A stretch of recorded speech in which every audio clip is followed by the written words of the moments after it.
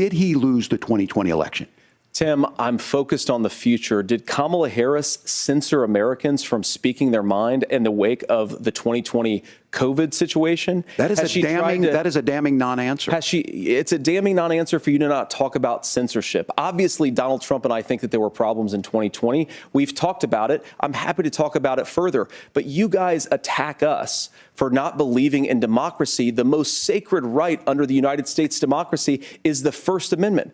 You yourself have said there's no First Amendment right to misinformation. Kamala Harris wants to use the power of government and big tech to silence people from speaking their minds. That is a threat to democracy that will long outlive this present political moment. I would like Democrats and Republicans to both reject censorship. Let's persuade one another. Let's argue about ideas, and then let's come together afterwards. You can't yell fire in a crowded theater. That's the test. That's the Supreme Court test. Tim, fire in a crowded theater. You guys wanted to kick people off of Facebook for saying that toddlers shouldn't wear masks. Senator, the governor does have the floor. Fire in a crowded theater. That is criticizing the policies of the government, which is the right of every American. Senator, the governor does have the floor for 1 minute to respond to you. Yeah. Well, I don't run Facebook. What I do know is I see a candidate out there who refused, and now again, and this I'm pretty shocked by this. He lost the election. This is not a debate. If you become vice president, why should Americans trust that you will give Donald Trump the advice he needs to hear and not just the advice he wants to hear? Well, first of all, Margaret, because I've always been open. And sometimes, of course, I've disagreed with the president, but I've also been extremely open about the fact that I was wrong about Donald Trump. I was wrong, first of all, because I believed some of the media stories that turned out to be dishonest fabrications of his record.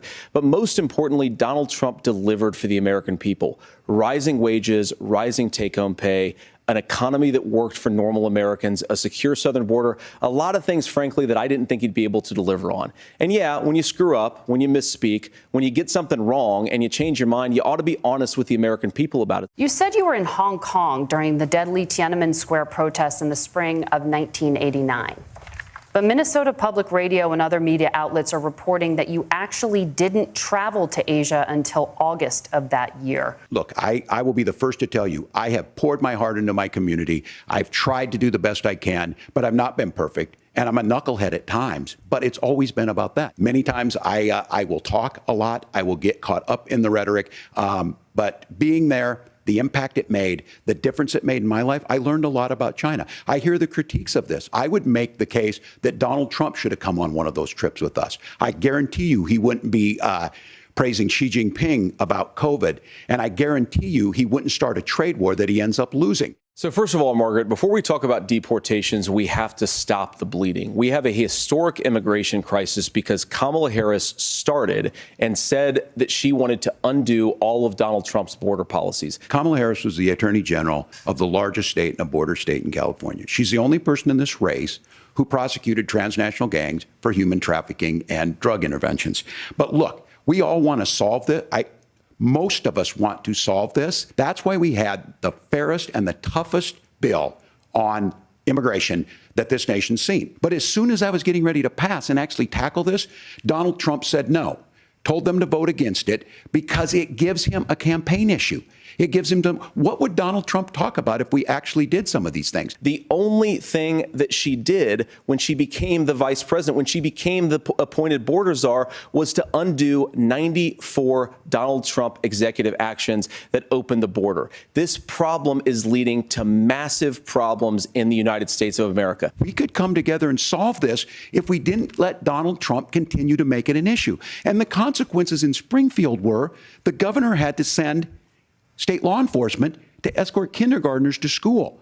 I believe Senator Vance wants to solve this, but by standing with Donald Trump and not working together to find a solution, it becomes a talking point. And when it becomes a talking point like this, we dehumanize and villainize other human beings. Now, Governor Walz brought up the community of Springfield, and he's very worried about the things that I've said in Springfield. Look, in Springfield, Ohio, and in communities all across this country, you've got schools that are overwhelmed. You've got hospitals that are overwhelmed. You've got housing that is totally unaffordable because we brought in millions of illegal immigrants to compete with Americans for scarce homes. The people that I'm most worried about in Springfield, Ohio, are the American citizens who have had their lives destroyed by Kamala Harris's open border. It is a disgrace, Tim. And I actually think, I agree with you. I think you want to solve this problem, but I don't think that Kamala Harris does. I don't talk about my faith a lot, but Matthew 25:40 talks about, to the least amongst us you do unto me. I think that's true of most Americans.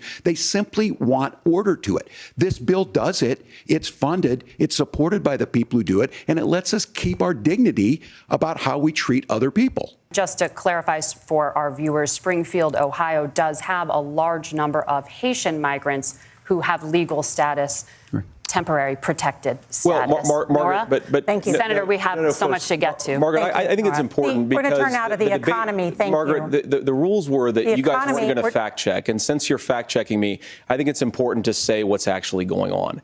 So there's an application called the CBP One app, where you can go on as an illegal migrant, apply for asylum or apply for parole, and be granted legal status at the wave of a Kamala Harris open border wand. That is not a person coming in, applying for a green card and waiting for 10 years. That is the facilitation of illegal immigration, Margaret, by our own leadership. Thank you, Senator, for describing the legal process. We have so much to get to, Senator. Those laws have been on the books since 1990.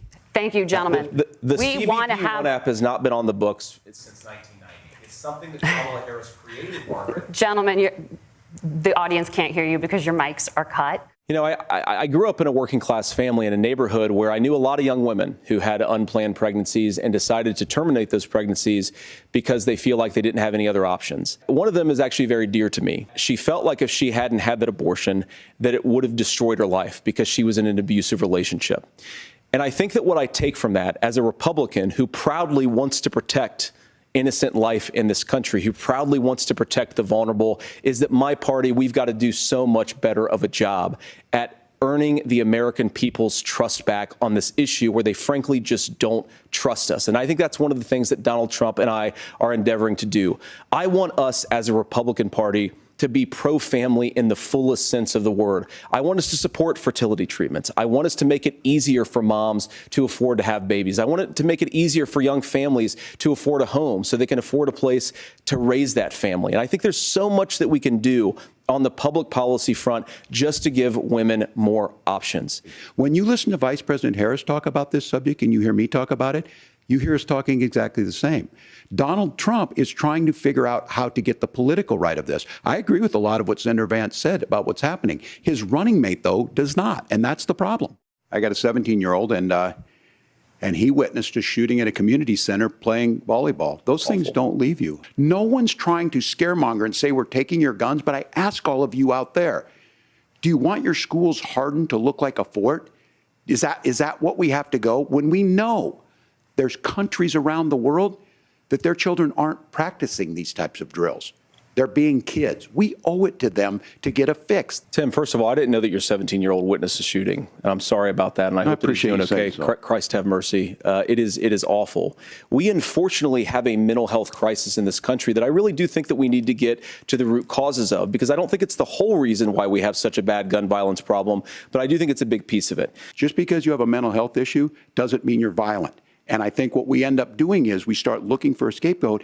Sometimes it just is the guns. Governor, you say trust the experts, but those same experts for 40 years said that if we shipped our manufacturing base off to China, we'd get cheaper goods. They lied about that. They said if we shipped our industrial base off to other countries, to Mexico and elsewhere, it would make the middle class stronger. They were wrong about that. They were wrong about the idea that if we made America less self-reliant, less productive in our own nation, that it would somehow make us better off, and they were wrong about it. And for the first time in a generation, Donald Trump had the wisdom and the courage to say to that bipartisan consensus, we're not doing it anymore. Much of what the senator said right there, I'm in agreement with him on this. I watched it happen too. I watched it to my communities, and we talked about that.